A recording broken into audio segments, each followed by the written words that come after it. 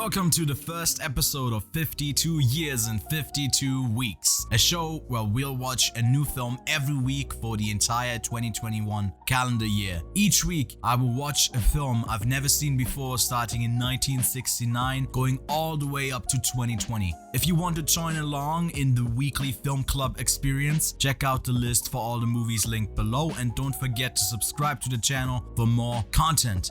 Today, we are looking at John Schleisinger's Best Picture winner, Midnight Cowboy. Schleisinger also won Best Director, and it did win Best Adapted Screenplay, only it wasn't called that back in 1970. It was called Best Screenplay based on material from another medium, that being the novel from James Leo Herlihy of the same name. Both Jon Voight and Dustin Hoffman were nominated for an Oscar as Best Lead, but neither of them ended up taking home the trophy. Hoffman would have to wait another 10 years to win his first Oscar in Kramer vs. Kramer in 1979, only to double dip and make it rain Oscar statues for his role in Rain Man alongside Tom Cruise. Jon Voight, however, finished the race early, snatching up the Silver Man a year prior to Hoffman in Coming Home. But enough Oscar talk, let's get into the film. Meet Jon Voight's Joe Buck, a young stud from Texas trying to survive in the Big Apple as a hustler, a male prostitute, or I guess a sugar baby, trying to leech off wealthy older women in New York City. In the city, he meets Dustin Hoffman's Ratso,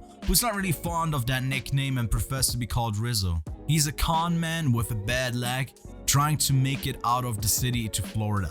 But honestly, if he gets distracted like this every time he crosses the street, it will take him a long time to get to Florida. Both men chase after their dreams with all they've got. And what they've got might not be a lot, but at least they've got each other. Midnight Cowboy is one of those films I imagine being even better on a rewatch. The entire historical and cultural backdrop of the late 60s into a crumbling, depressing 70s is captured so well in the downtrodden streets of Manhattan. The two leads, undoubtedly scarred from their past, but both idealistic in their mindset, try to figure out the cold and unforgiving world around them, whilst being the most obvious projecting queer, spouting homophobic slurs in what feels like every other sentence. As clearly as Die Hard is a Christmas movie, Midnight Cowboy is a queer film. It's a queer studio film in the late 60s that's also the first and still only X-rated film to ever win Best Picture. Let that sink in.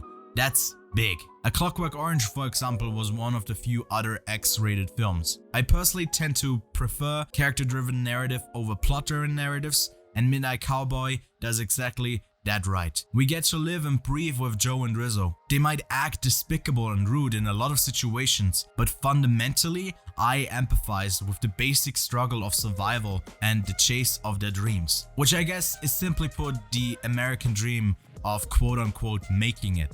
The inherent cheesiness of certain moments and rather predictable ending that is still very powerful in its simplicity never fully take over the narrative and therefore don't drag the film down too much. At its core, Midnight Cowboy tells a story of self-discovery, loneliness, and friendship, maybe even a little bit more than that.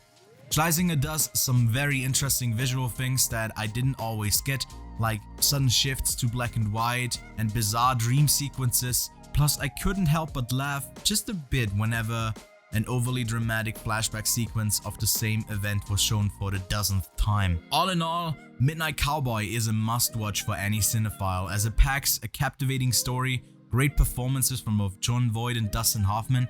It might not hold up as well for 2021 audiences with some of the triggering language used in the film, but with historic context, as the first commercial film not to treat homosexuality as hysterical or funny, Schleisinger, who also never hid his own sexuality, had, and I'm quite sure of this, an influence on subtly pushing queer stories into the mainstream. The only other film of his I've seen is Marathon Man, also starring Dustin Hoffman, which I believe to be quite good. But as a filmmaker who seems to be so interested in people rather than heroes, I can't wait to check out some of his less popular films as well. Also, rest in peace. And I mean, who can forget the iconic "I'm walking here"? As for my rating, I'd say a solid 8 out of 10. So these weekly videos will be on the shorter side, just a simple quick review, and then we move on to the next one. Next week, we're doing the Aristocats, available on Disney+. It's terrible. What's gonna happen to us? Thank you so much for watching, and see you next time.